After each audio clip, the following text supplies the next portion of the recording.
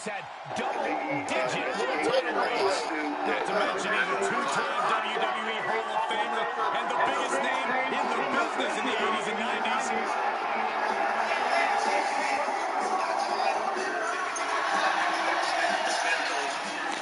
Greg Kading retired, and after he retired, he had some of that audio footage, and he told Keith, I'm going to put this out, and I'm going to write a book and put it down there and whatever else.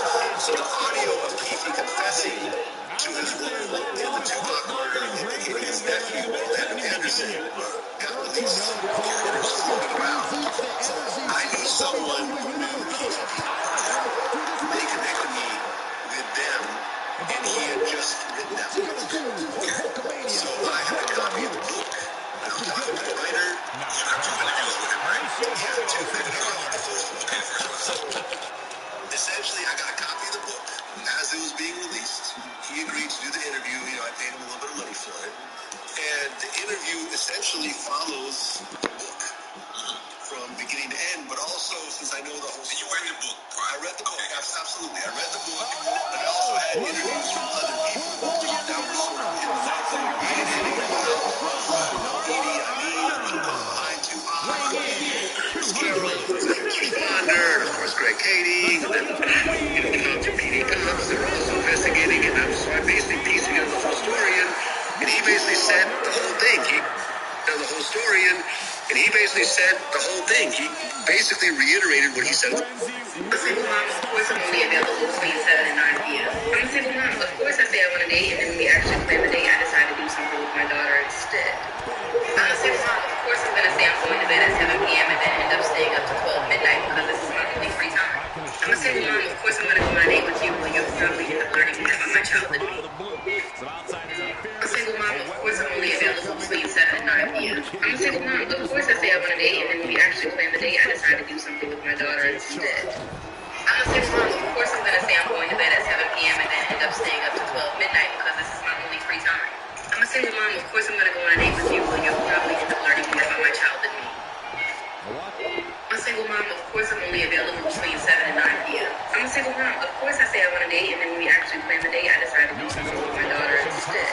I'm a single mom, of course I'm going to say I'm going to bed at 7 p.m. and then end up staying up to 12 midnight because this is my only free time. I'm a single mom, of course I'm going to go on a date with you when you'll probably end up learning more about my childhood. But you're not thinking that, no. You're thinking like, all right, this is the book. Yeah. You do the first interview. Yeah. It's viral. Everyone is like, wow. Yeah. It's the first time we kind of see like a murderer, kind of, not admit, but a murderer on camera, like. Did you see it? Did you see it? Did you see it? Did you see it? You had to see it. They talking about a new show or something? No, they're talking about their ad.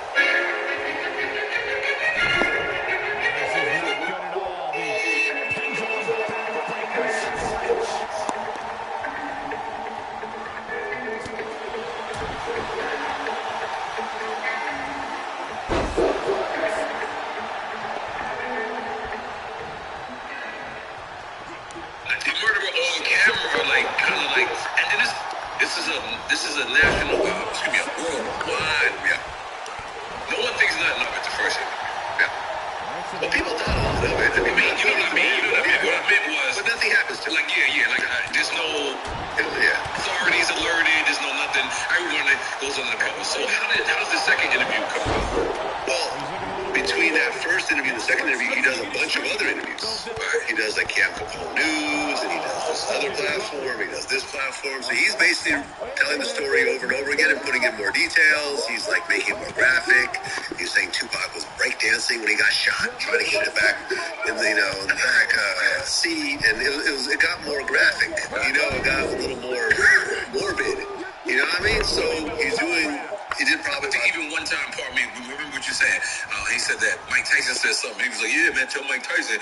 Well, yeah, I brought that up in the Mike Tyson interview. Uh-huh. You know what I'm saying? And Mike Tyson was like, yeah, that story sounds right. He's like, I wish I had 5 minutes with this guy, in the room. And he was like, yeah, Mike Tyson need to be careful. I'm a gangster, like a boxer. You know what I mean? But, Keefe's living his life. He's living in Vegas, which is where the murder occurred. Right. And, This is weird. Yeah, that's because was he living in Vegas? I don't know if you noticed or not. Was he living in Vegas prior to that? I believe he was living in Vegas for a while. I mean, at the time the murder occurred, he was from LA, from Compton. Okay, I remember them saying they drove back together with the murder. Yeah, he was a Southside Crip, so they went back to Compton. But yeah, I don't know how long he's been living in Vegas, but yeah, he's been living in Vegas for a while. Okay, so, all right, boom. So the second interview comes up. Yeah.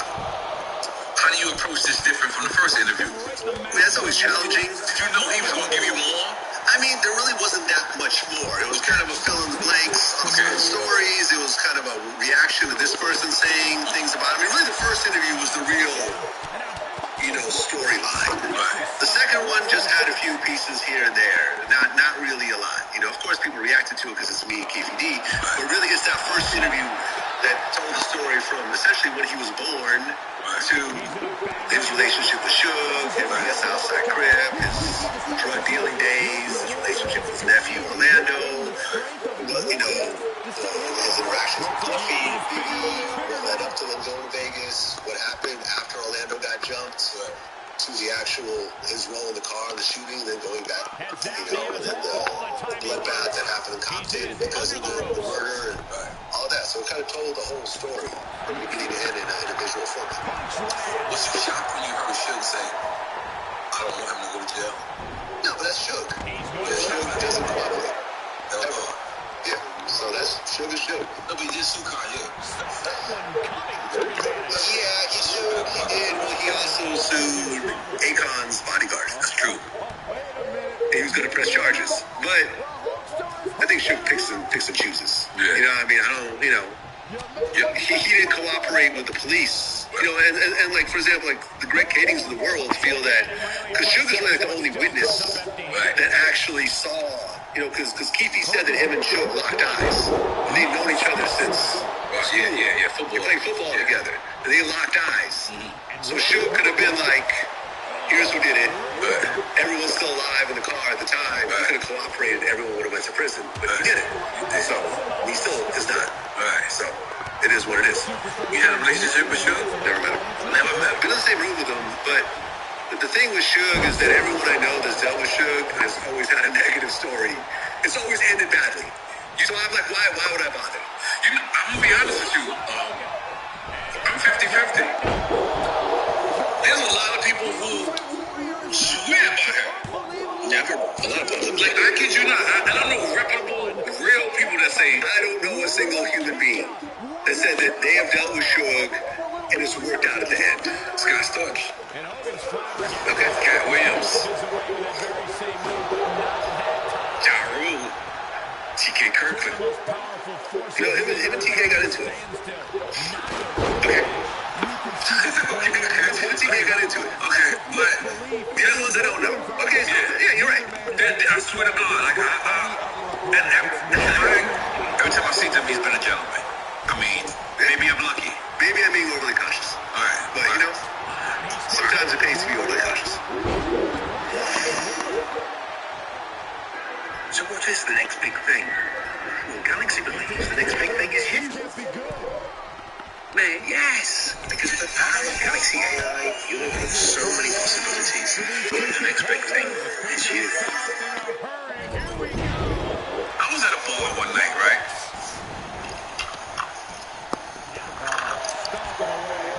Dude is drunk. He's talking to me. He knows me from somewhere. He doesn't know where he knows me from, right? Two other people come up, take a picture. Maybe three people come, they take a picture of me. Guy's just sitting there. He's like, oh shit, I know you from now. And then he gives me a 5 and he says, I'm a Navy SEAL. Off top, how can you prove you're a Navy SEAL or not, right? This guy's telling me all type of dramatic, crazy shit. One, I'm thinking, it can be true. Then on the other side, I'm like, this gotta be like, this guy throwing me off. I just met him in a bar. But then I thought about it. If you are a Navy SEAL, you went through all of this shit. Now you're retired. Sometimes you want to talk about these war stories that you ran through. That you survived. Yeah. Because not all veterans. I'm gonna be honest. I'm gonna make it make sense now. The face that guy had is the only face I've ever seen until I seen Keefe D. Am I making sense? Yeah. Because I knew where you were going with it. Yeah, because to a certain extent,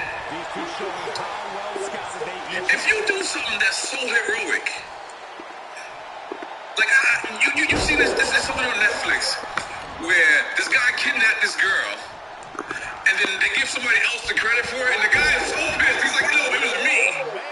And I kind of trying to make it all make sense. I kind of felt like that's what happened with KPD. Is like he kind of wanted to tell his story. Even he wrote a book, and no one even paid attention to it. Right. But on your platform, which is huge, you don't force people on your platform. There's clearly cameras there. I can attest to that. Yeah. There's clearly cameras here. Like there's cameras here. You're wearing a wire, actually. You're wearing a wire. You're putting down your own shirt. Okay, so let's clarify for people that don't know the story, right? You're into content. So are you reaching out to KPD? Did you read this book? How did this work?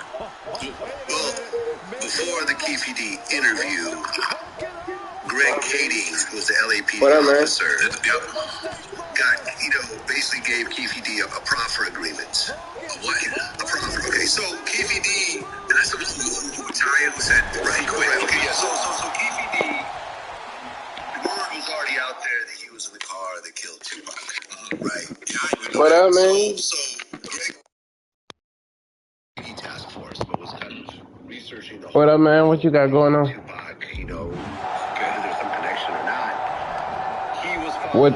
Can you hear me? KPD, and he found that the Okay. PCP operation. What you on, Matt? Considering the priors and the amount What you on that Madden? KP would have probably done 25 years. No, I'm finishing up this match. I'm whooping Ultimate Warrior's ass real quick. We know about your operation. We have all our ducks in a row.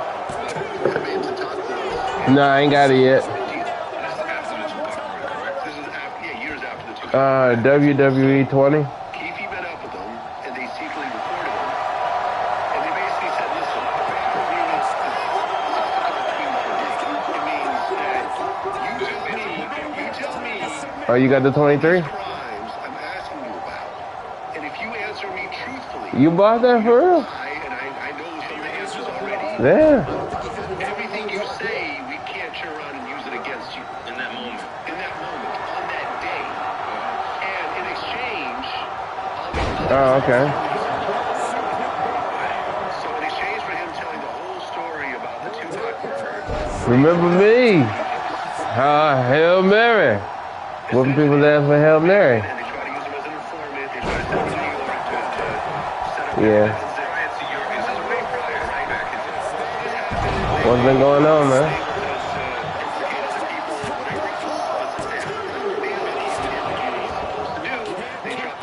For real? Forward.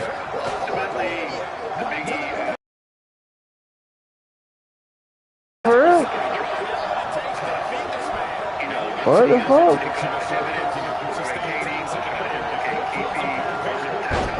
Not yet.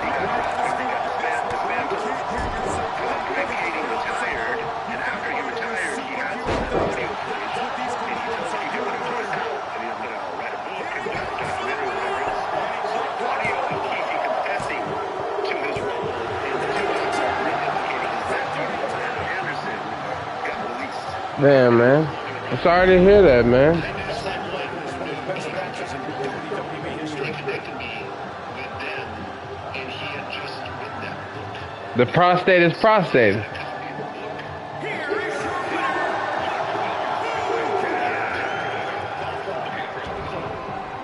Essentially, I got a copy of the book as it was being released. He agreed to do the Oh. interview. He had to pay him a little bit of money for it. And the interview essentially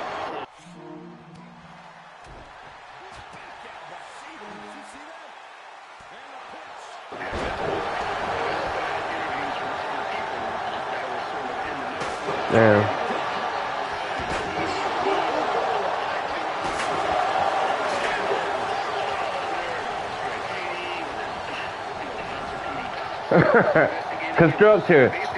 Construction worker. he basically said the whole Demolition derby. basically reiterated what he said in the book. But you're not thinking that number. You're thinking like, all right, this is the book. You do the first interview. Hammer saying, get the fuck off me. Take your ass to bed, motherfucker. I'm tired. I'm dog tired. Take your ass to bed. A murderer on camera, like, kind of like, and then this is a last book. Sneaking and geek. weekend. Yeah, man. Let's go ahead and play that man. I'm ready. Ass whooping or not.